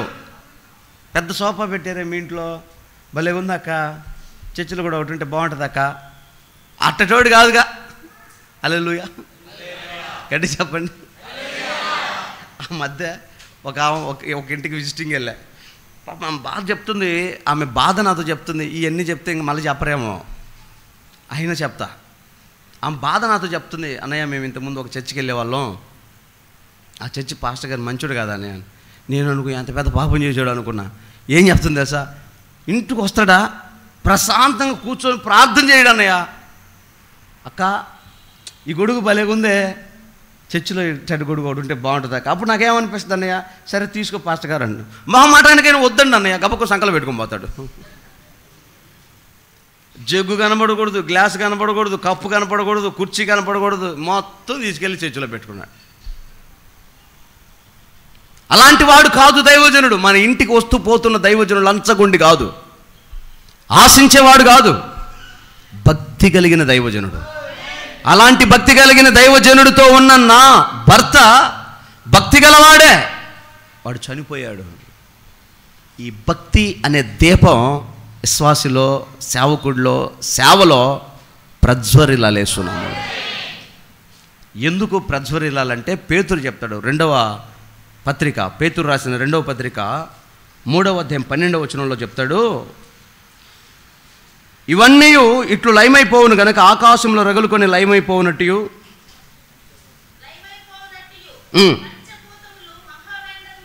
పంచభూతములు ఆకాశ మహాకాశములు మహావేంద్రములతో కరిగిపోవునట్టు దేవుని దినము రాకడ కొరకు కనిపెట్టుచు దానిని ఆశతో పరిశుద్ధమైన ప్రవర్తనతో ఎంతో జాగ్రత్త గలవారై, భక్తితో ఎంతో జాగ్రత్త గల, రాకడ కొరకు ఎదురు చూసే మీరు దేన్ని కలిగి రాకడ కొరకు ఎదురు చూడాలంటే నీళ్ళల్లో మునిగి కాదు. మీకు అర్థమవుతుందా? సంఘము దేవుని రాకడ కొరకు ఎలా ఎదురు చూడాలంటే అసలు ఈ తపన కూడా తెలియదు కొంతమందికి. అసలు ఎందుకు ప్రభువులోకి వచ్చామా, ఎందుకు యేసయ్య నమ్ముకున్నామా, ఎందుకు ఆరాధనకు వచ్చామా అన్న కాన్సెప్టే, ఆ గురి ఉండదు కొంతమందికి. ఎదురు చూడాలంటే దేవుడు ఏ క్షణాన బోర శబ్దంతో వస్తాడో, రెప్పపాట్లో దేహాలన్నీ అక్షయతను ధరించుకొని వెళ్ళిపోతూ ఉంటాయి. ఆ క్షణం కొరకు ఒకవేళ నువ్వు ఎదురు చూస్తే, ఆ క్షణం కొరకు నువ్వు ఎలా ఉండి ఎదురు చూడాలంట? భక్తితో. మనకు కావాల్సిన పాయింట్ అది. మనం ఏం కలిగి ఎదురు చూడాలి? ఇల్లు కట్టి కాదు, పెళ్లి చేసి కాదు, సంపాదించి కాదు, కూడబెట్టి కాదు, అధికారంలో ఉండి కాదు, ఇంకోటి ఏదో సంపాదించి తెలివితేటలతో కాదు, భక్తితో. భక్తి అనే ఆత్మ కలిగి మనం దేవుని రాకడ కొరకు ఎదురు చూడాలంట. ఆమేన్. ఇది ఈ ఆత్మ 7 ఆత్మలై ఆయన ఎదుట ప్రజ్వరిల్లుచున్న వెంట, అంతేనా? ఈ ప్రజ్వరిల్లుచున్న ఈ 7 దీపాలు దేవుని 7 ఆత్మలు. మీకు అర్థమైందా? దేవునికి స్తోత్రం. ఒకసారి గట్టిగా చెప్పండి. మరి ఇలాగ నువ్వు ప్రజ్వరిల్లాలి అంటే ఎలాంటి విశ్వాస జీవితం జీవిస్తే నువ్వు దేవుని ఎదుట నిలబడగలవు, ఎదుర్కోగలవు? ఆలోచన చేయి. చాలామంది అంటూ ఉంటారు, అన్న ఎట్టొకట్ట ఇప్పుడు దాకా చేసిన భక్తిని బట్టి, ఇచ్చిన దాన్ని బట్టి, చేసిన దాన్ని బట్టి, దేవుని మందిరంలో గడిపిన దాన్ని బట్టి ఏదో ఒక మూలకి వెళ్ళలేమా? పరలోకంలో మనకు మూల కనపడిందా? యోహాను వెళ్ళాడు, ఇదిగా ఆ మూలకి ఈశాన్యము, నైరుతి, వాయువ్యము, గోంగూర, తోటకూర చెప్పాడా? అమ్మా పరలోకం దిక్కులు ఉన్నాయా? చెప్పాడా? వాస్తులు ఉన్నాయా? లేవు. ఆయన వెళ్ళగానే సింహాసనం కనబడింది. ఆ సింహాసనము చుట్టూ ఉన్న ఆ పరిస్థితులు చెప్తున్నాడు. దూతలు ఉన్నారు, పెద్దలు ఉన్నారు, ఆయన స్వభావం ఇలా ఉంది, ఆయన పరిశుద్ధత, ఆయన మహిమ ఇలా ఉందని చెప్తూ 7 దీపాలు వెలుగుతూ ఉన్నాయి, ప్రజ్వరిల్లుతూ ఉన్నాయి అని చెప్పాడు. అది చూసినే చెప్తున్నాడు ఆయన. ఆ ప్రజ్వరిల్లుచున్నవే దేవుని 7 ఆత్మలు. 7 సంఘాల మధ్య, దీపస్తంభముల మధ్య సంచరించువాడు చెప్పు సంగతులు చెవిగలవాడు వినుగాక. ఎలా ఉండాలి, ఎలా ప్రజ్వరిల్లాలి అంటే ఒక్క మాట చెప్తా. యోహాను సువార్త 3:13 అనుకుంటా.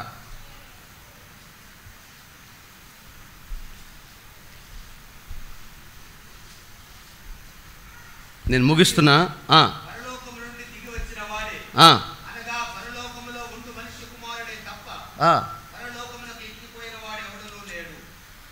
యోహాను గురించి రాసి ఉంటుంది చూడు,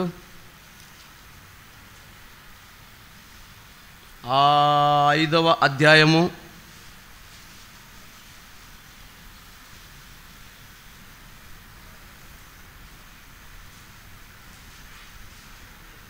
35వ వచనం. యోహాను సువార్త 5వ అధ్యాయం 35వ వచనం. అతడు మండుచు ప్రకాశించుచున్న దీపమై ఉండెను. ఆమేన్. దేవుని ఆత్మ కలిగిన వాడు, యెహోవా ఆత్మ నరునికి పెట్టిన దీపం అయితే, నీలో ఉన్నది దేవుని ఆత్మ అయితే, నీలో వెలుగుతుంది, కదులుతుంది, రగులుతుంది దేవుని ఆత్మ అయితే, ఆ దీపం మండుతూ ప్రకాశించాలంట.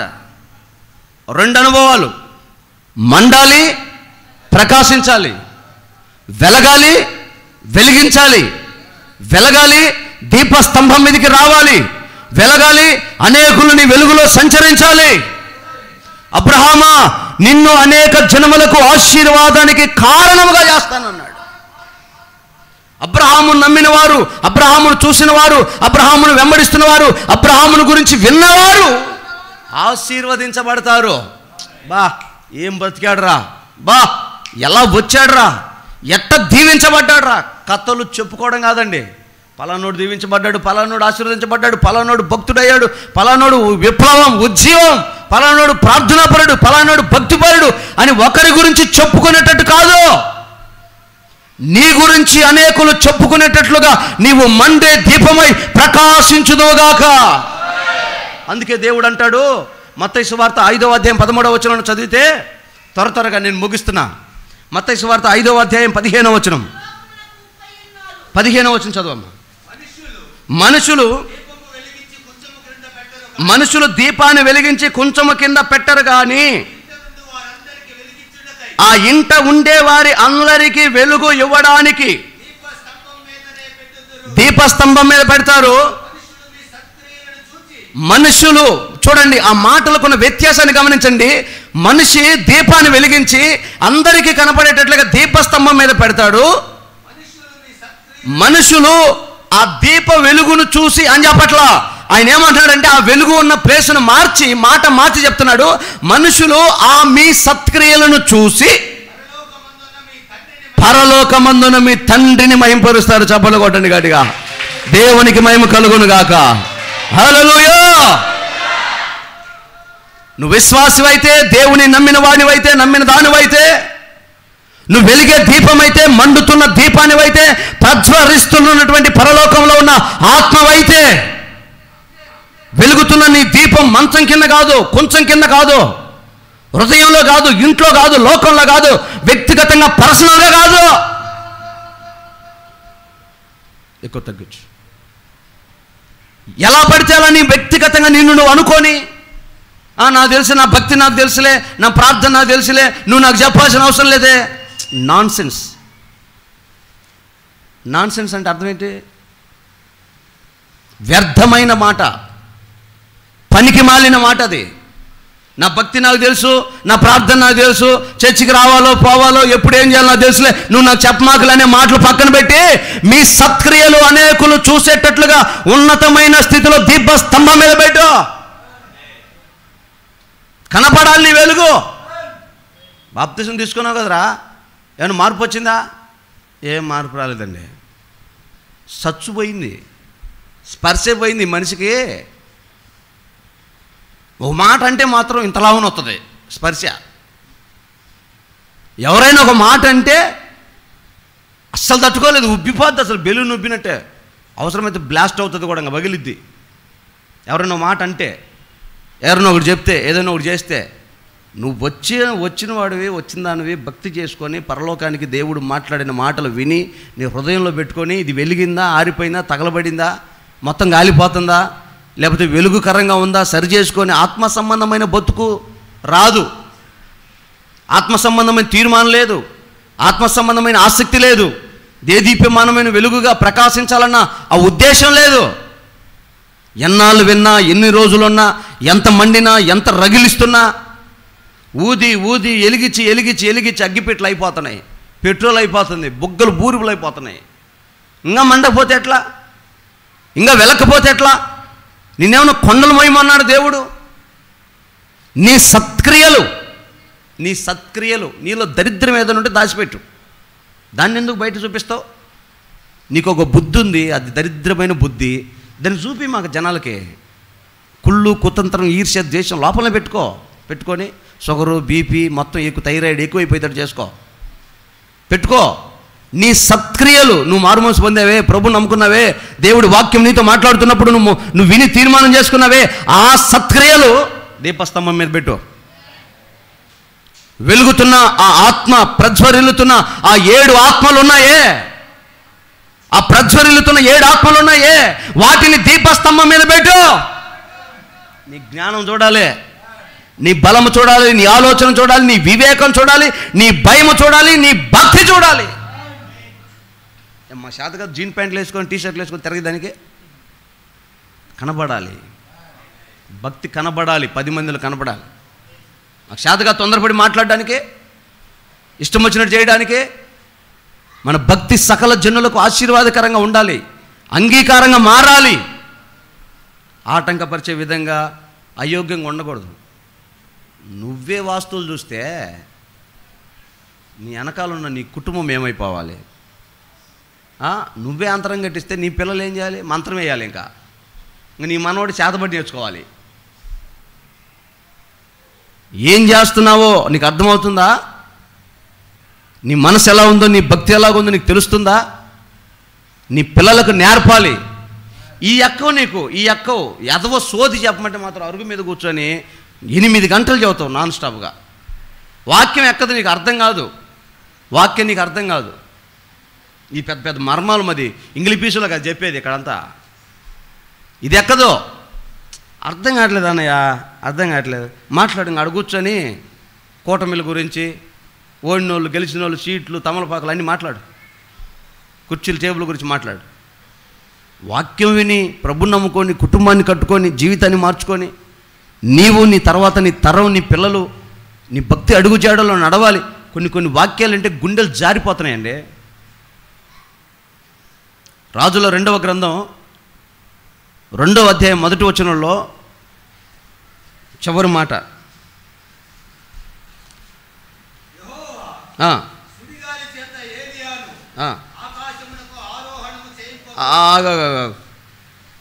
మొదటి గ్రంథం, రాజుల మొదటి గ్రంథం 2వ అధ్యాయం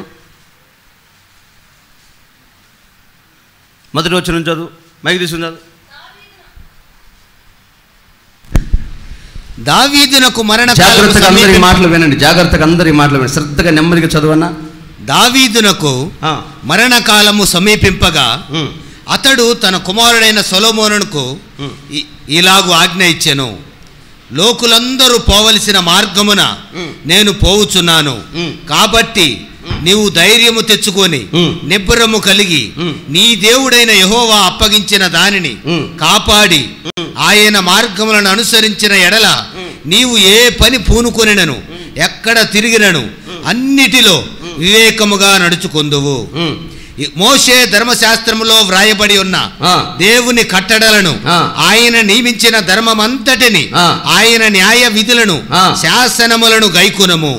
అప్పుడు నీ పిల్లలు తమ ప్రవర్తన విషయములో, వారి ప్రవర్తన విషయంలో జాగ్రత్తగా ఉండి నా ఎదుట తమ పూర్ణ హృదయముతోను పూర్ణ మనస్సుతోను సత్యము అనుసరించి నడుచుకొనిన ఎడల ఇశ్రాయేలీల రాజ్య సింహాసనము మీద ఆసీనుడగు ఒకడు నీకు ఉండక మానడు. ఆమేన్. కొట్టుగడికి సపోర్ట్.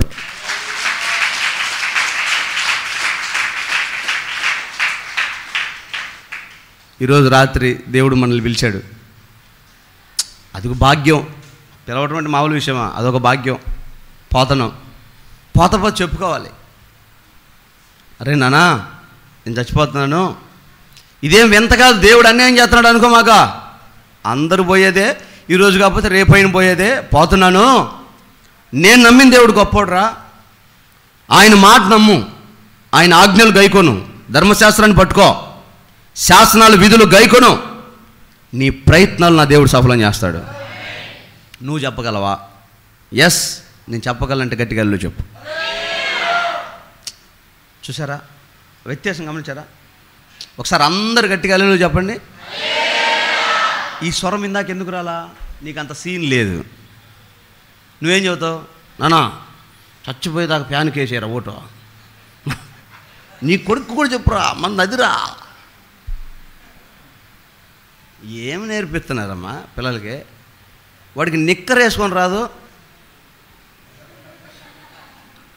నిక్కర్ వేసుకొని రాదు అన్నాడికి. ఎవరు నీకు ఓటు ఉందని? నాకు ఓట్లేదు. మరి ఇదేందిరా? డైపర్ వేసుకొని ఒకడు గిర్రా గిర్రా తిరుగుతుంది ఫ్యాన్, డైపర్ వేసుకొని. ఏమి నేర్పిస్తున్నారు పిల్లలకి? ఈడ్చిడ్చి కొడుతున్నారుగా. ఇది కూడా ప్రభు చిత్తమే. హల్లెలూయా. ఇప్పుడైనా మారుమనసు పొందుదురుగాక. చెప్పగలవా దావీదు చెప్పినట్టు? నా పిల్లలు, నువ్వు అనుసరించి ఆయన ఆజ్ఞలు అనుసరించి మానుకో. నేను ఎట్లా నడిచానో దేవుని ఎదుట యథార్థంగా నమ్మకంగా భక్తిగా ఎలా నడిచానో నువ్వు కనుక అలా నడుచుకోగలిగితే ఇశ్రాయేలు రాజ్య సింహాసనం మీద ఎప్పుడు నీ కొడుకుల్లో ఒకడు ఉంటాడు. వదలడు దేవుడు నిన్ను. చెప్పగలవా? నీ కూతురికి చెప్పగలవా? నీ కొడుక్కి చెప్పగలవా? ఎంతసేపు తపేలు దోముకున్నామా, గుడ్డలు ఉతుక్కున్నామా, పనికి పోయామా, తెచ్చుకున్నామా, ఈ పిల్ల ఏం చేస్తుంది, ఏడ తిరుగుతుంది, దాని మంచి ఏంది, చెడ్డ ఏంది, ఎవరితో పోతుంది, ఏం పోతుంది? పిల్లల మీద బాధ్యత లేదా నీకు? నాకు నిన్న ప్రార్థన చేస్తుంటే ఒక కుటుంబం దేవుడు చూపించాడు. ఒక ఆశీర్వాదకరమైన వస్తువు వాళ్ళకి ఇపో అన్నాడు. సరే ప్రభు అని నేను సంకలో పెట్టుకున్నా. ప్రభు ఆగు, వాళ్ళు ప్రమాదకరమైన మనుషులు, నువ్వు అది ఇచ్చావంటే ఇంక రేపటి నుంచి అసలు పనికి కూడా పోరా అన్నాడు. నా తానుతో దేవుడు ఎట్లా మాట్లాడిండు, నాతో అట్లా మాట్లాడిండమ్మా. అమ్మ ఇంత ప్రమాదమా ప్రభు అంటే, అవును తీసుకెళ్ళి తగిన సమయంలో ఇద్దులే పడబెట్టిపో అన్నాడు. తీసుకెళ్ళి అటు పెట్టా. ఏం చేస్తావు? గ్యారంటీ లేదు. దేవుడు కూడా ఇట్లాగా ఆలోచన చేస్తాడేమో. ఒక ఆశీర్వాదం నీకు ఇవ్వాలనుకొని ఇది ఇస్తే ఇంక ఇటు చర్చికి రాడు అనుకుంటాడేమో. బండి ఇద్దాం, ఇటు బండి ఇస్తే ఊరేగుతాడు, ఊరి మీద పడి ఇంకా చర్చికి రాడు. ఆశీర్వదిద్దాం, ఇంక తీసుకొని ఇంకా దేశాలు పట్టుకొని తిరుగుతాడు, ఇంకా దేవుని పట్టుకోడేమో అనుకొని ఎన్ని పోగొట్టుకుంటున్నాడో ఆలోచన చేయి. నీ భక్తి, నీ ఆశీర్వాదం ఎలాగుంది? నీ దేవుడు పెట్టిన ఆత్మ దీపం ప్రజ్వరిల్లుతుందా లేదా? పరీక్షించుకో. ఒకవేళ నేను బాగానే ఉన్నానని నువ్వు అనుకొని లాస్ట్ మూమెంట్లో పోగొట్టుకున్నా నీకు రాదు. ఎందుకంటే దేవుడు అన్ని విశదీకరించి వివరంగా రాశాడు. అమ్మా ఫలాంది లేదుగా అని నువ్వు అనొద్దు, అది నీకు అవసరం లేదు కాబట్టి రాయలా. యేసు ప్రభు స్నానం చేసినట్టు బైబిల్ ఉందా? మరి నువ్వు చేతనో చేయట్లేదా? మరి ఆయన చేయలేదు కాబట్టి నేను చేయను. ఉండు చూద్దాం, 10 రోజులు అయితా. అనవసరమైందనే రాయలా, అవసరమైతే రాసేవాడే. అవసరమైన అన్నీ రాశాడు, ప్రతి మాట ముత్యమే రాశాడు, దాశాడు. అలాంటి మాటలు ఒకటి, 10 మంది కన్నికలు, 10 మంది కన్నికలు, 5గురు బుద్ధి కలిగిన వాళ్ళు, 5గురు బుద్ధి లేని వాళ్ళు. ఏంట్రా ఇల్లు అంటే 10 మంది సంఘమే. 10 మంది సంఘమే, సగం బుద్ధి కలిగిన సంఘం, సగం బుద్ధి లేని సంఘం. ఏం చేశారు ఈ బుద్ధి లేని సంఘం? వెలుగుతున్న ఆ 7 దీపాలని, ప్రజ్వరిల్లుతున్న ఆ 7 ఆత్మలని వెలిగింపనివ్వకుండా, ప్రకాశింపజేయనివ్వకుండా, నూనె అయిపోతుంటే, భక్తి తగ్గిపోతుంటే, ఆరిపోతుంటే నిద్రపోయారంట. ఈ రకంగా వాక్యం చెప్తుంటే, అమ్మో నేను వెలిగించుకోవాలి, నా భక్తి వెలగాలి, నా క్రియలు కనపడాలి, నేను ప్రభుని నమ్ముకున్నానని అందరికి తెలియాలి అని సరి చేసుకోవడం పోయి ఆరిపోతూ ఉంటే పోతే పోయింది చల్లారిపోయి నిద్రపోయారంట. దేవుడు రానే వచ్చాడు, సంఘం ఎత్తబడింది. చల్లారిపోయిన వాడు తలుపులు బద్దలు కొడుతున్నాడు. అయ్యా అయ్యా అయ్యా అయ్యా. ఆయన అంటాడు, మీరు ఎవరో నాకు తెలియదు, ఇప్పుడు దాకా వెలిగాను కదయ్యా, ఇప్పుడు దాకా తిరిగానయ్యా, ఇప్పుడు దాకా ప్రయాసపడ్డానయ్యా, ఇప్పుడు దాకా నా కష్టార్జితం అంతా వెచ్చించానయ్యా. అయితే ఆరిపోతున్న దశలో నీ దీపాన్ని నువ్వు వెలిగించుకోలేకపోయావు. 10 ఏళ్ళు బాగానే మండావు, 4 ఏళ్ళు బాగానే చచ్చుకొచ్చావు, 15 సంవత్సరాలు భక్తిని కాపాడుకున్నావు. ఎంత చెప్పినా వినకుండా నీ దీపాన్ని నువ్వు ఆర్పుకున్నావు. చూసావా? వెలుగుతున్న దీపమే ఆయన ఎదుట ఉంటుంది. ఆరిపోయిన దీపానికి పరలోకంలో చోటు లేదో, చోటు రాదు, ఉండదు. యోహాను ముందుగానే చూసి చెప్పాడు మనం ఎంత ధన్యులమో. హల్లెలూయా. లేకపోతే అమాయకంగా బాప్తీసం తీసుకోగానే ఇళ్ళలో కానీ పండగ అయిపోయిందని మనం చెప్పానే, విజయవాడ పోవాలి, ఒంగోలు వెళ్ళి రైలు ఎక్కాలి, ఒంగోలు పోయి స్టేషన్కి వెళ్ళి సంఘమిత్ర టికెట్ ఒకటే విజయవాడకే టికెట్ తీసుకొని మళ్ళీ బస్ స్టాండ్లో వచ్చి కూర్చున్నావు అనుకో, ఒంగోలు పోతావా? బాప్తీసం తీసుకొని పాత బట్టలు తీసి కొత్త బట్టలు వేసుకొని ఇంక అంతా అయిపోయింది, రక్షణ అయిపోయింది అనుకుంటే సరిపోదా? నీ రక్షణ పరిపూర్ణం అవ్వాలి. 7 దీపాలు వెలగాలి, 7 మెట్లు ఎక్కాలి, 7 అనుభవాలు నీలో ఉండాలి, 7 ప్రజ్వరిల్లాలి. ఒక్కటి ఆరిపోయిన ఇబ్బందే. ఎంతే. లోకంలో 10 నెంబర్లు ఇచ్చాడు నీకు కాంటాక్ట్ అవ్వడానికి, కనెక్ట్ అవ్వడానికి. ఒక్క నెంబర్ తప్పు చేసినా, మిస్ చేసిన పోదు. దేవుని బిడ్డలారా, దైవజనుడిగా నా చేతులు జోడించి చెప్తున్నా, భక్తి విషయంలో రాజీ పడద్దు, అవసరమైతే తగ్గించుకో. 5 ఏళ్ళ పదవి కోసం అందరి కాళ్ళు పట్టుకొని తిరిగిన వాళ్ళు ఉన్నారు మన కళ్ళ ముందు. నేను చెప్పే పదవి యుగ యుగాలు నీతో ఉంటుంది. మారనిది, అది అన్నటికీ మారదు. దాన్ని ఎవడు తీయలేడు, తగ్గించలేడు, హెచ్చించలేడు. నీ స్థితిని పరలోకంలో 1000 ఏళ్ళ పాలనలో యుగ యుగాలు ఉంటుంది. ఆ రోజు నువ్వు గుండెలు బాదుకొని నాకు చెప్పేవారు లేరే, నాకెవరు చెప్పలేదని బాధపడే కంటే ఇప్పుడే ఒక నూతనమైన తీర్మానం చేసుకొని దేవుని కొరకు ప్రజ్వరిల్లుతున్న సంఘంగా నువ్వు మారుదోగాక. ప్రకాశించాలి. నీ వెలుగును ప్రకాశింపనీయుడి అనేకుల వెలుగులు సంచరించాలంట. అంటే నీ క్రియల ద్వారా ఆత్మలు రక్షింపబడాలి, నీ వెలుగులోకి ఆకర్షించబడాలి, నీ భక్తిని చూసి ప్రజలు దేవుని సన్నిధికి రావాలి. ఆ అనుభవం విశ్వాసైన మనందరి జీవితాల్లో కలుగునుగాక. ఒక్క మాట చదువుకొని నేను ముగించేస్తాను. కొరింథీయులకు రాసిన 2వ పత్రిక 6వ అధ్యాయం 13వ వచనం.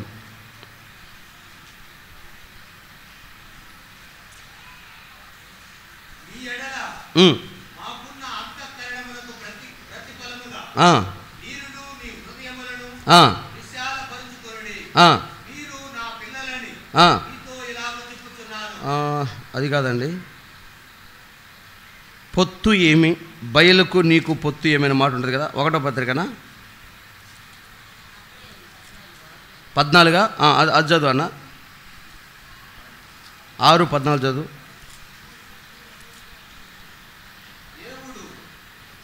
మీరు అవిశ్వాసులతో జోడుగా ఉండక నీతికి దుర్నీతితో ఏమి సాంగత్యము, వెలుగుకు చీకటితో ఏమి పొత్తు, క్రీస్తుకు బలియాలతో ఏమి సంబంధము, అవిశ్వాసితో విశ్వాసికి పాలెక్కడ, దేవుని ఆలయానికి విగ్రహాలతో పొందిక ఏమి, మీరు జీవము గల దేవుని ఆలయమై ఉన్నారని మీకు తెలియదా?